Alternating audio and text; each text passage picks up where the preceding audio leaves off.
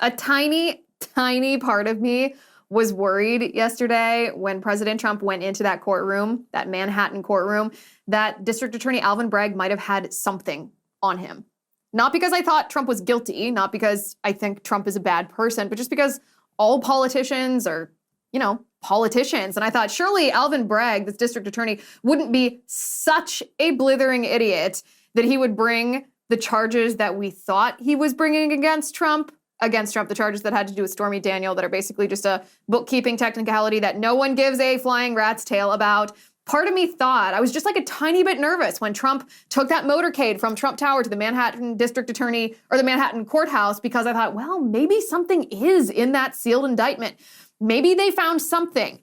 They found nothing. This is the flimsiest, dumbest, most embarrassing case that should be thrown out almost immediately. I know that there's supposed to be another hearing here in a couple months. We're going to talk about exactly what Trump should do in that hearing, or what Trump's attorneys should do when they file a motion to dismiss this case. It should be very easy to get this case dismissed, because when you break down some of the elements of this, it just completely implodes, it collapses. We're going to talk about that in a minute. But first, there were two crazy things that happened in this courtroom, and you and I were not allowed to see this. We were not allowed to have front row seats to this because we were not allowed to have cameras. They took one photograph of Trump, which even that is atypical. Usually there's just courtroom drawings, those sketches. But two crazy things happened to President Trump reportedly in this courtroom. The first was reported by a law enforcement producer who talked to Fox News. He was actually in the courtroom during the arraignment. He talked to Fox News after and described how President Trump confronted, at least with his looks, with his demeanor, confronted Alvin Bragg. Take a listen. Martha. I think it's worth noting. I think I brought it up already, but I may not have. That President Trump, former President Trump, definitely glared at the DA Bragg when he left. President Trump glared at District Attorney Alvin Bragg. Apparently, President Trump was the last person, the final person to enter that courtroom, which makes sense from a security standpoint. This wasn't intentionally just high drama, although it did add to it being high drama, that's for sure. President Trump was the last person to enter the room, and he entered very slowly. He entered with a swagger. You can picture, he does this sometimes. It's part of his power moves. This is how he approaches Putin or Xi Jinping or Kim Jong-un, very slowly. I will come to you at my own pace. And then he stopped, he looked around the room, he found Alvin Bragg, gave him the old stare down and glared. And this court reporter said that there was eye contact between the two of them. I love this. I think it's hilarious. And it makes me, this is one of the things that I wonder about President Trump that's unrelated to his political career. So before President Trump was president, he was obviously a television star on The Apprentice. Before he was on The Apprentice, what was he? He was a real estate mogul in New York City. He's responsible for changing some of New York City's skyline, which is an accolade or an accomplishment that is reserved to very few people. Very few people ever changed the New York City skyline. Donald Trump did that, which means that he had to have had significant interactions with the mob, right? Because the mob controls construction in New York. You don't do any kind of development, any kind of large construction without being not associated with the mob, but without the mob trying to strong-arm you, without the mob trying to hold you up for protection money, et cetera, typical mob stuff. And I have always wondered how President Trump managed them, because he has the knack. President Trump has the knack of being able to interact with bad people in a way that disarms the bad person. It's like exactly what he did with Kim Jong-un, when he can almost charm the bad person in order to then get what he wants. President Trump got exactly what he wanted from Kim Jong-un. And I always have wanted to ask President Trump, I know this has nothing to do with politics, but I've always wanted to ask him about his interactions with the mob. What did they demand of him? What were these interactions like? Did he talk to them directly? Did he communicate with them through intermediaries? What did they demand? What did he give? How did he negotiate? This is a perfect example of why I want to know, because I think that President Trump is a tough guy. President Trump is a good negotiator. President Trump understands human nature, and he's unafraid to use his posture and his demeanor and his facial expressions as part of his negotiation. So if this is true, and we have no reason to doubt that President Trump glared at Alvin Bragg, it's something that's completely within character. I think that it's a pretty crazy thing that went down in this very tiny courtroom in the Manhattan courthouse today. Yesterday, what happened in that courthouse, there's another crazy thing we're gonna talk about in just a second, but it was a huge political win for President Trump. It was a surreal day. We're living in a banana republic. President Trump said in his speech at Mar-a-Lago late last evening that our country is going to hell, and he's correct if we don't course correct right now. But overall, what happened to President Trump yesterday can be turned into a political win because of what the left has done with these charges. So we're going to talk about that right now. Let's get to it.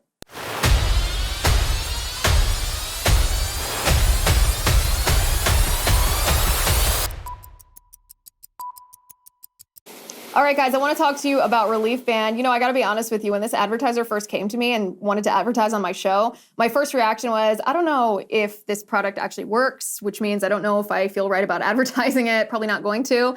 Because to be honest, I've tried wristbands for nausea before, especially when I was pregnant with my daughter. I was very sick, or when I ride in the car because I always get car sick, and none of them ever worked. Nothing worked. And I figured in this case, I was like, okay, I'll give Relief Band a try. And let me tell you guys, I always tell you when I'm wrong. I was wrong about Relief Band. Relief Band actually does work. It's different than the other products, and I'm happy to have them as a sponsor. Relief Band is the #1 FDA-cleared anti-nausea wristband that has been clinically proven to quickly reduce and effectively prevent nausea and vomiting associated with all kinds of things: motion sickness, anxiety, migraines, hangovers, morning sickness, chemotherapy, and so much more. You can forget the days of anti-nausea pills that make you groggy and exhausted. It's like the name says, Relief Band is legitimately a band you wear on your wrist that gives you relief from nausea. It uses pressure points and stuff, so you can change the intensity depending on how you're feeling to make it stronger or weaker. Relief Band actually works. Right now, I've got a great deal for you. You can go to reliefband.com and use my promo code Liz to receive 20% off plus free shipping. Head to reliefband.com. It's spelled RELIEFBAND.com. Use my promo code Liz for 20% off plus free shipping. Reliefband.com, promo code Liz. Okay, so the second crazy thing that happened to President Trump in the courtroom, this is actually crazier than, I would argue it's crazier than the unsealed indictment. It's crazier than the charges against him, is what this judge said to President Trump. This judge, we talked extensively on the show this week, discussing whether or not this judge would issue a gag order of Trump, if this judge would prohibit Trump from talking about any aspect of this case in the public. Fortunately, there was no gag order that was issued, and that's the proper thing to do here. It would have been very unfair. It would have been election interference if this judge had said, listen, you're not allowed to defend yourself against these charges. It actually undermines the presumption of innocence, because the media and Democrats and these people in law enforcement, like the district attorney who are weaponizing the government against Trump, are making all these allegations against Trump, but he wouldn't be allowed, if he were under gag order, to respond to them at all. That's not going to stop the mainstream media from talking about it. It's not going to stop them from exaggerating about it. It's not going to stop them from trying to vilify him and destroy his reputation and his character and his candidacy and a potential presidency. It would have been grossly unfair. It also would have been completely out of precedent. Gag orders typically protect the defendant. It's a Sixth Amendment right to fair trial issue. They protect the defendant. If the case is talked about, the details of the cases are talked about too much, it can bias a jury. So it shouldn't have applied here. But unfortunately, by the way, the judge didn't issue a gag order today, which allowed President Trump to talk about this at Mar-a-Lago. But he did something that arguably is worse. This judge said to President Trump in the courtroom, he held up a piece of paper that had been printed out, a printout that had been handed to him by the prosecution that showed a social media post of President Trump. This social media post was the one that called for President Trump's supporters to protest. At least this is what's been reported from the courtroom. And the judge says to President Trump, I'm not going to issue a gag order, but I want you to know that I'm requesting that you don't incite any violence.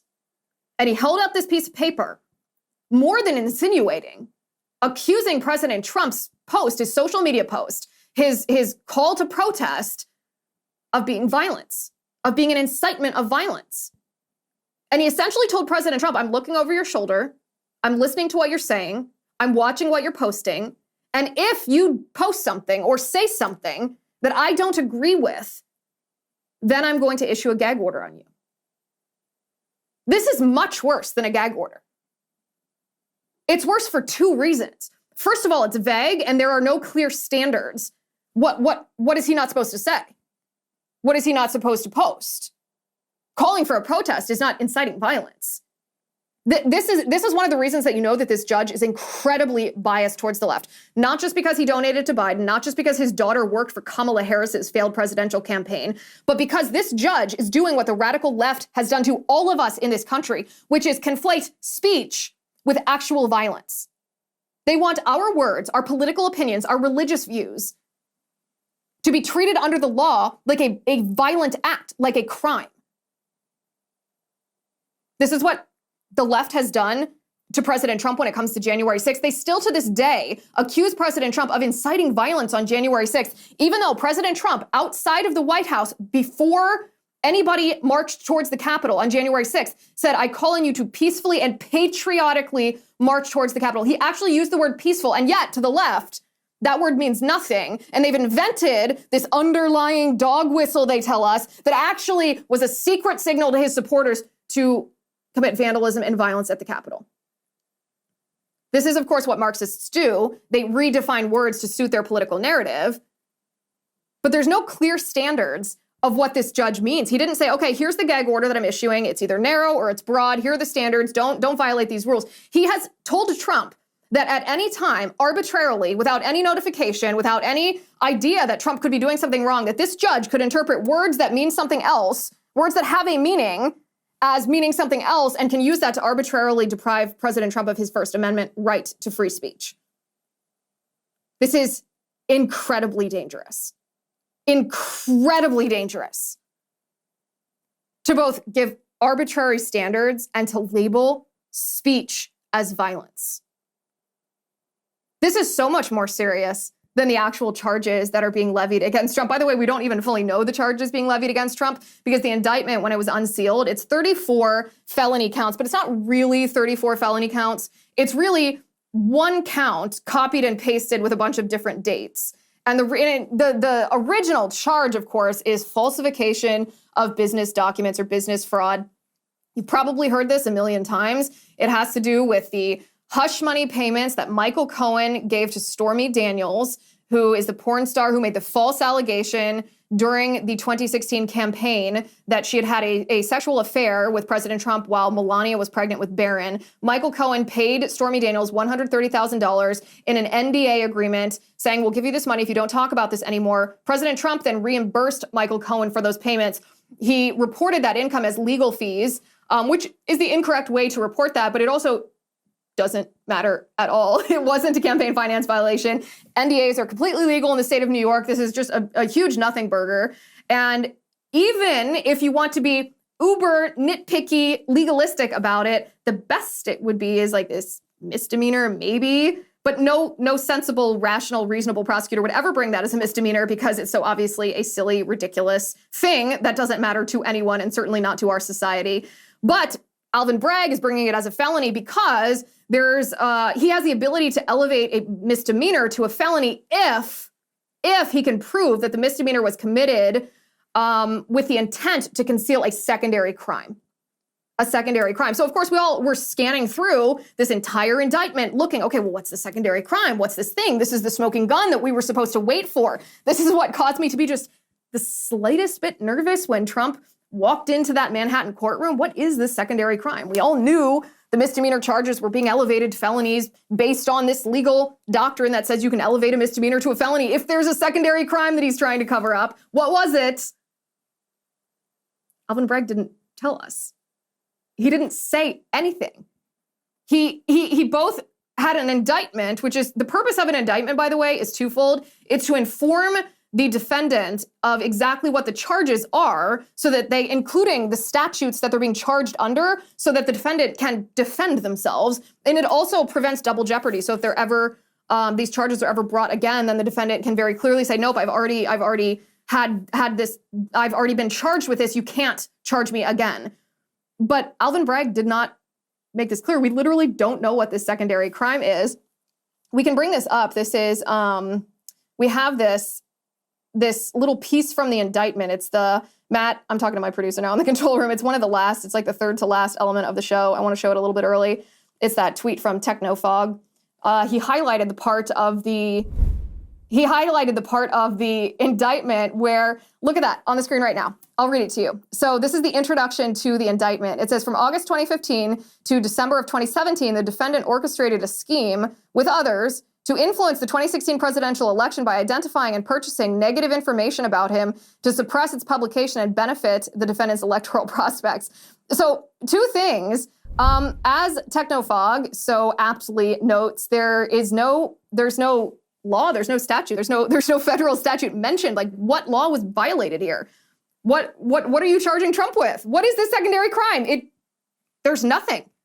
There's nothing communicated to President Trump. And then secondarily, if you notice those dates, it's all the way through 2017. Well, in 2017, President Trump was actually President Trump. He wasn't candidate Trump. He wasn't campaigning for president. He wasn't even President-elect Trump. He was President Trump. So how can actions taken after the president is elected and inaugurated go back, be grandfathered into impact the outcome of an election? This is the worst case that, I'm not even an attorney, and this is the worst case of political targeting that we have seen in a really long time. So a lot of us are asking, okay, well, what happens next? Now that we have seen the indictment unsealed, now that we have heard from Alvin Bragg, and I want to play actually Alvin Bragg in just a second, but first I want to talk about For Patriots. For Patriots is really important because, as we all know, China already screwed us over once very badly with COVID. I don't want this to happen again. The Chinese Communist Party right now is something else up their sleeves. They are hoarding massive amounts of food. I'm talking over 2/3 of the globe's corn reserves, over half of its rice, and over half of its wheat. And when they're asked about it, they lie, which should indicate to us that something shady is happening, that the Chinese Communist Party is acting shady. Why are they lying about this? Why are they hoarding food? Because China believes that we are on the verge of a global food shortage. China's the #1 food importer in the entire world. They rely on the rest of the world to keep their people fed. They can't afford to mess up or they're going to face riots, civil panic, and when over 1 billion people in their country can't eat, it's going to be a madhouse. So what does this mean for you? What does it mean for me? 2 words: food shortages. We are going to face that here in our country. That's why you must stock up on For Patriots survival food. I highly recommend you begin your own stockpile of For Patriots survival food kits. The kits are compact, they stack easily, they have different breakfasts, lunches, and dinners. Right now, you can get 10% off your first purchase of For Patriots survival food by typing my promo code Liz at checkout. Just go to forpatriots.com, use code Liz to get 10% off your first purchase of For Patriots survival food. That's forpatriots.com, promo code Liz. Okay, so a lot of people are wondering, is this going to drag out the entire 2024 election season? What is going to happen here? Well, apparently this judge, this very biased, very partisan judge who issued this both vague and therefore all-encompassing pseudo-gag order on Trump, conflating his words with actual violence, the most egregious part of this whole thing, he said he wants to move expeditiously. Expeditiously means quickly. But that's not what we're seeing when we look at the dates here. So the next advancement in this process is motions by the defendant are due by August. That's right, it is April right now. So April, May, June, July, August, 4 months from now. That is when the defendant must file motions. The prosecution has until September 19th to respond, so an additional month. The next court date is December 4th. It's April right now. December 4th. The prosecution has requested a trial in January of 2024. How very convenient. How extremely convenient that they want a trial that the president would have to step away from the campaign trail to attend that would obviously be of public and international interest right before voters vote in the presidential primaries. Does that seem like a Sixth Amendment right to a fair trial? It doesn't seem like a fair trial to me. It seems like political targeting. So the penalty for the charges that Trump is facing, should he be convicted, could be up to 5 years in prison. In any other situation, this would probably just be a suspended sentence. There wouldn't be any actual prison time served because there were no victims that were defrauded. And this is, of course, accepting the completely wild, ridiculous, and false premise that President Trump did something wrong. He didn't. But in a similar case, if a person with similar charges had actually done something wrong, that would be the likely outcome. What the left is hoping for, the left is hoping to put President Trump in prison. They're not just doing this to humiliate. They're not just doing this to interfere in the 2024 election. They actually viscerally, with their gut, hate, they loathe, they despise President Trump. because he represents us. Because they hate flyover states and blue-collar workers and Christians and anybody who dissents from the radical leftist ideology, people who love their families and love God and love America. President Trump represents us in their eyes. They want to destroy President Trump because they think by destroying him, they can destroy us. That's the terrifying part of all of this. The terrifying part of all of this. So there was no mugshot, no handcuffs, no jail, even for a brief amount of time. During the arraignment hearing yesterday, President Trump was fingerprinted, which I literally don't care about. Whatever, fingerprinting's fingerprinting. The whole process was fake. It was a farce. So in that sense, it's bad, but it's not like it can be used for political advantage, like a mugshot or handcuffs or prison or something like that. The indictment. Let's talk about the indictment for a second. So the indictment that, I'm going to call it the indictment that wasn't, these unsealed charges, there was no secondary crime. And there has to be a secondary crime for these piddly little technical misdemeanors, which is actually just one misdemeanor copied and pasted to 34 different business documents, which makes it even stupider. There has to be this intent to conceal a secondary crime, which means there has to be a secondary crime. What is that secondary crime? There is no secondary crime that was indicated. Yet, this is how Alvin Bragg described this supposed secondary crime. And this is very, very telling how Alvin Bragg described this, even though he didn't include it in the actual indictment itself. This is how he verbally described it in his press conference afterward. This is what he said. These are felony crimes in New York State, no matter who you are. We cannot and will not normalize serious criminal conduct. Also, felony crimes in the state of New York, the 52% of felony charges that you reduced to a misdemeanor because you were bankrolled by George Soros in the tune of $1 million, and George Soros doesn't want his progressive prosecutors to actually prosecute crime. He doesn't believe in law and order. He doesn't believe in our justice system. He doesn't believe in prisons. He doesn't believe in police. He doesn't believe in our country. This man is a joke. He's an embarrassment, actually. I don't know any Democrat that could look at this guy and look at these videos and say, I am proud to be on that man's side. I am proud of what he's doing. He is humiliating himself. Like, his mother cannot be proud of him. He's humiliating himself. He's humiliating our country. He's humiliating district attorneys all over the country. He's humiliating the legal profession. Our enemies around the world are looking at us with disgust.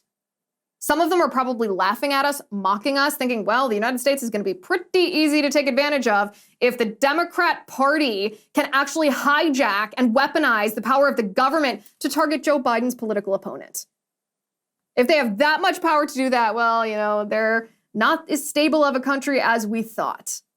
It kind of makes the idea that we're giving away all of our money to Ukraine in the name of democracy even more absurd, because we can't even protect our own democracy here at home with clowns like this in charge.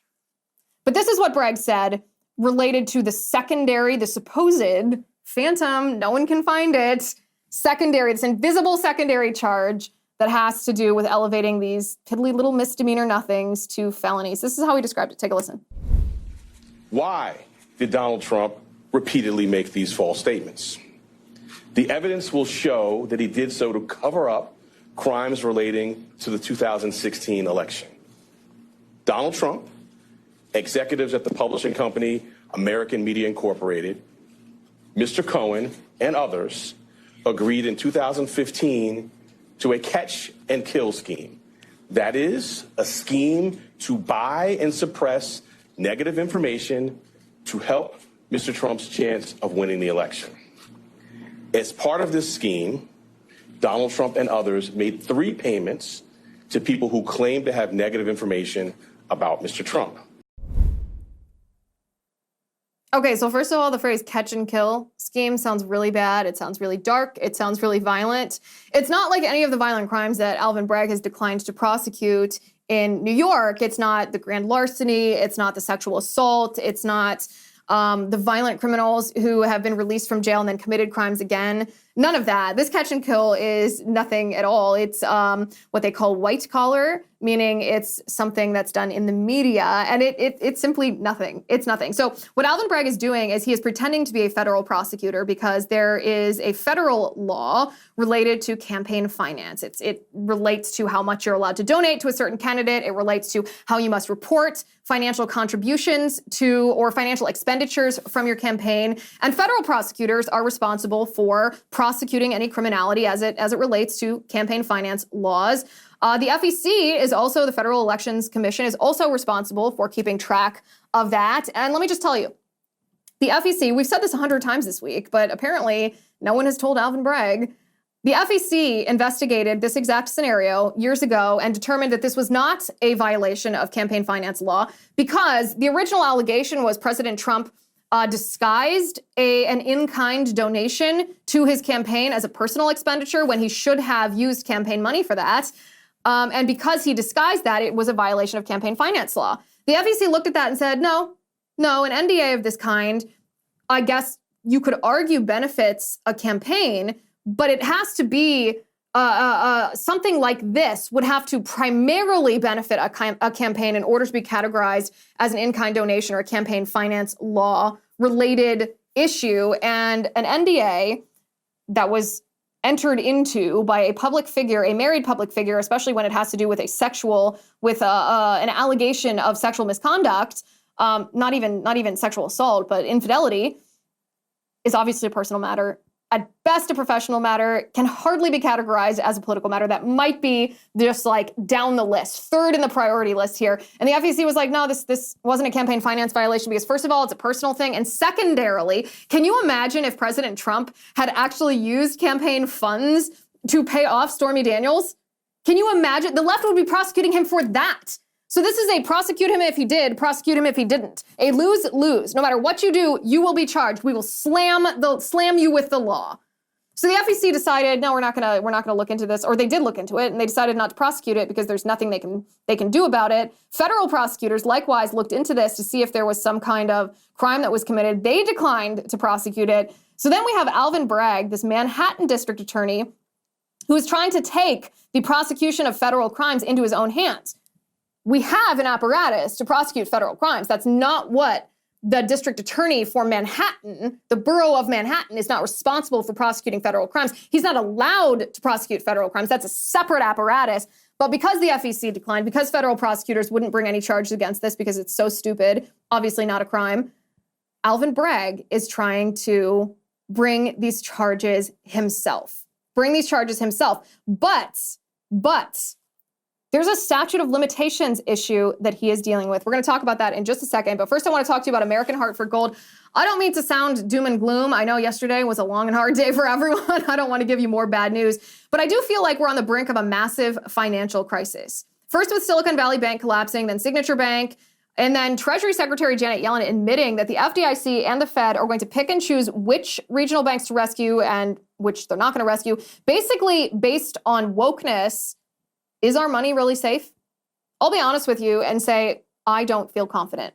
That's why I highly recommend you do what I did. Call the only precious metals dealer I trust, American Hartford Gold. They make it simple and easy to protect your savings and retirement accounts with physical gold and silver. With one short phone call, they can have physical gold and silver delivered right to your door or inside your IRA or 401k. If you call them right now, they will give you up to $1,500 of free silver on your first order. So don't wait. Call them now. Call 866-781-7499. That's 866-781-7499. Or text Liz to 65532.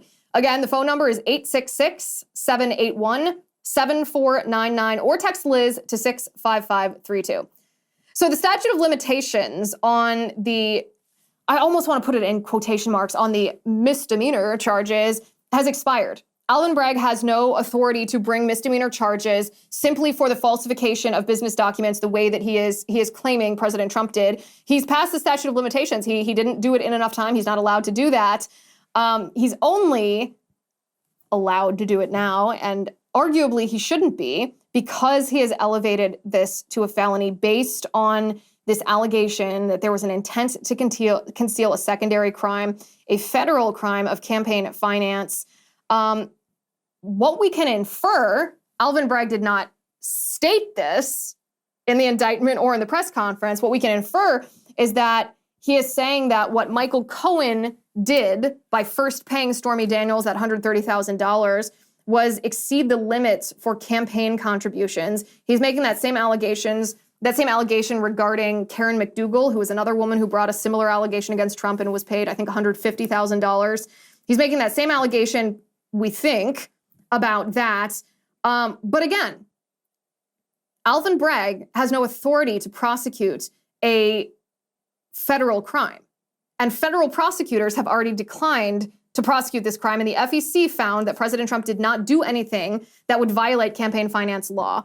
In fact, if it were the reverse, if Trump had used campaign funds to pay off these women for these allegations, what I call nuisance settlements, because this happens oftentimes, unfortunately, to high-profile men who get women making false allegations about them because the women think that they will be believed. They think that this is the way they clout chase. This is their 15 minutes of fame. And so high-profile men often settle with women even when the allegations are false just to shut them up because they are a nuisance. That's what Stormy Daniels turned out to be. She said that this was not true. Michael Cohen paid her off just because she was being a nuisance. Unfortunately, that is the way of the world. And if there's criticism and illegality to that, it should be aimed at Stormy Daniels. It should be aimed at a woman making a false allegation just to profit from it, giving the Democrats exactly what they need, this weird pathway to get to President Trump. So Alvin Bragg, let's talk about Alvin Bragg for a second. There's this narrative going around from the left that if you accurately note the reality that Alvin Bragg is funded by George Soros. And when I say funded, I want to be very specific. During his campaign for election, Alvin Bragg was, people donated to his campaign. George Soros pledged $1 million to a specific entity that gave $1 million to Alvin Bragg. That's, when we say a Soros-funded prosecutor, that's what we're referring to. We just followed the money trail. Followed the money trail from Soros to this organization to Alvin Bragg. It's not that complicated of a topic. It's not that complicated of a money trail. There's no shadow organizations. There's no shell companies. There's no offshore accounts. This is just a direct line from George Soros to Alvin Bragg. Now, the reason that that's a problem is because of what George Soros himself admitted. This is another reason why this allegation from the left that if we note that George Soros funded Alvin Bragg, then we are somehow levying anti-Semitic accusations against George Soros. What on earth does anti-Semitism or him being Jewish have anything to do with this? In the Wall Street Journal, this is not a terribly liberal outlet. They're not based conservative, but of all the sort of mainstream outlets, the New York Times, the Washington Post, the Wall Street Journal is by far and away the best. They have some reasonable people that write in there. The Wall Street Journal published a piece written by George Soros about why he is funding progressive prosecutors. In this piece, George Soros says, I'm not trying to hide this. I'm doing this openly. I want people to know what my strategy is. I want people to appreciate it and embrace it. He said, I'm funding these prosecutors because I want them to prosecute crime less. I want people to serve less time in prison. I want to decriminalize our system. I want to, he calls it mass incarceration, the problem of mass incarceration. I would disagree and contest that we don't have a problem with mass incarceration, but George Soros thinks we do. And George Soros wants to change that by funding prosecutors who will prosecute crimes less so that fewer people are sent to prison. He openly admits this. So as you can see, the idea that noting that George Soros, who has this agenda of wanting to fund prosecutors who won't prosecute crime, giving money to a specific amount of money to an organization who gave that specific amount of money to Alvin Bragg, has nothing to do with George Soros' heritage or his religion. It's not an anti-Semitic attack. Anti-Semitism is the poisonous ideology that wants to exterminate Jewish people. What on earth does observing and believing what George Soros articulates about his own political ideology have to do with anti-Semitism? They are obviously not the same thing at all. Do not let the left frighten you into not observing and examining and repeating and exposing what George Soros is doing in our country. Your attacks against him are not anti-Semitic. You are simply noting his political influence, his political activism, and anybody who partakes in political activism. I remember saying this at the time, actually, about Greta Thunberg when she was young. I said, listen, I know that criticism, especially harsh criticism of Greta Thunberg, makes it look like, oh, conservatives are punching down at a child.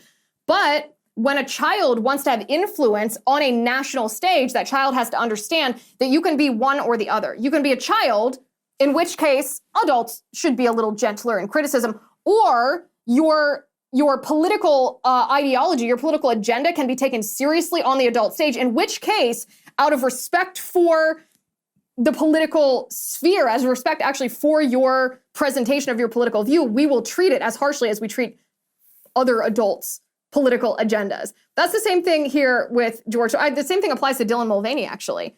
You know, some people are like, well, it's not nice to criticize Dylan Mulvaney, this transgender TikTok star, so harshly. And I'm like, yes, it is, because you're not criticizing him personally. I mean, maybe you say he's annoying, but that's not that mean. That's fine. That's not what I'm talking about. But you're criticizing his political activism because he's tied his personality and his platform into political activism, trying to get the president of the United States not to allow states to ban the genital mutilation of children in the name of transgender ideology. Of course you can criticize that. That's the same thing with George Soros. Do not let these leftists frighten you from making criticism of anybody's political activism, no matter who they are. The left picks individuals to conduct their edgiest political activism when they think the individuals are sympathetic figures enough that if we criticize the activism, they can immediately accuse us of being mean to the individual. Classic tactic, don't fall for it. Don't fall for it. So then we get to President Trump's Mar-a-Lago speech last night. It was crowded. One of the most fun parts, I think, was looking at who was there. You could see pretty clearly that Marjorie Taylor Greene was there. You could see that Congressman Matt Gaetz was there. You could see My Pillow guy, Mike Lindell, was there. Carrie Lake was there. Don Jr. was there. Kimberly Guilfoyle, his, I believe, fiance was there. Eric Trump was there. Lara Trump was there.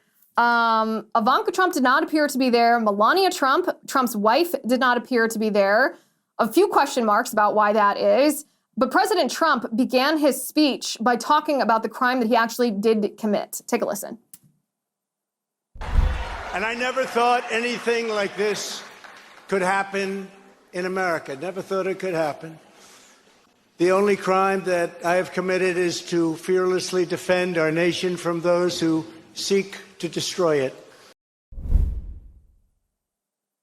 This guy has unlimited energy. And I don't say that as someone who is a suck-up to politicians, who's a shill for politicians, not at all. Just an accurate observation. Imagine flying to New York one day, the next day going through this arraignment process, flying back to Mar-a-Lago and having that energy to give that kind of speech. Unreal. Unreal. And honestly, he barely looked fazed. He looked the same as he always does. His presentation was per usual. He came out swinging, it was very smart actually how he laid out his campaign agenda. There were some lefties that were like, oh, this sounds like his typical stump speech. And I'm watching thinking, well, yeah, of course it is, because every network is carrying it. So this is a perfect opportunity for President Trump to reach people who don't otherwise hear him with his criticisms of Joe Biden, which most of Americans share, and what he's offering as president in 2024. It was brilliant of him to do his stump speech in front of such a humongous audience, especially when that included like the viewers of MSNBC and CNN, both of which carried it to a certain point and then got their panties in such a little wad that they cut away from it, which made me laugh, but also their viewers. You gotta try a different channel. You gotta get away from those people. Trump is right, though. The crime that he committed, the reason that this prosecutor is going after him is because he's a candidate for president of the United States. Had President Trump decided not to run, had he decided just to be a kingmaker in the Republican Party maybe, or go back into business, he would not be facing these charges. These charges are not only political targeting because the left hates President Trump as the former president. These are not only political charges because the left hates President Trump as he represents us. These political charges are election interference. They are intended to impact the outcome of the 2024 presidential election. It's the only reason these charges are being brought. Otherwise, this prosecutor would never have brought them. A very chilling chilling observation that we should understand. And President Trump, by the way, understands the threat of who's behind this. He likewise noted in his speech that this is not just a random prosecutor. This is not just an individual who hates him, but this is an ideology that's been funded that's using Alvin Bragg as their embarrassing puppet. Take a listen. And this is where we are right now. I have a Trump-hating judge with a Trump-hating wife and family whose daughter worked for Kamala Harris and now receives money from the Biden-Harris campaign, and a lot of that. We recently had another trial, and the same judge told the fine man who worked for me for many, many years that if you admit your guilt, you will be in jail for 90 days. But if you don't, if we go through a trial and you're found guilty, you're going away for 10 years and maybe longer, which for a 75-year-old man with a great family really means life. What the prosecutors and judge did to that man, I will never forget, because it's right out of the old Soviet Union. That's where we are. Remember earlier in the week when we watched that video of the Communist Congress in China, when Xi Jinping had the former president, a political opponent, removed from Congress, that they just surprised him and publicly humiliated him and disappeared him. And the guy was surprised, and he knew exactly what was happening. The former president knew exactly what was happening. He knew that Xi Jinping and his communist thugs were targeting him because of his politics. And he looked at Xi Jinping and he was like, "Are you kidding? Are you really doing this?" And Xi Jinping just brushed him off like a fly off his jacket. That's what's happening here in the United States. This day is a sad day. Yesterday was a sad day and a scary day for our country. Overall, I gotta tell you, I feel encouraged about what's to come because these charges are so absurd. They're so silly. They can't possibly stand up in a court of law because there's nothing to them. There's nothing to them. There was no secondary crime articulated. The primary misdemeanors are not even provable misdemeanors. And that's that. There's no campaign finance law violation. Federal prosecutors declined to prosecute. And this is going to galvanize people behind President Trump to support his campaign. Maybe they're going to drag it out over the course of the next year. Maybe it'll go more quickly than we think. But ultimately, President Trump won today in court, even as he was the target of the grossest political targeting campaign that I have ever seen in my entire life. Make sure you subscribe to my show on rumble.com/Liz Wheeler, youtube.com/Liz Wheeler, on Apple Podcasts and on Spotify. Thank you for watching today. Thank you for listening. I'm Liz Wheeler. This is The Liz Wheeler Show.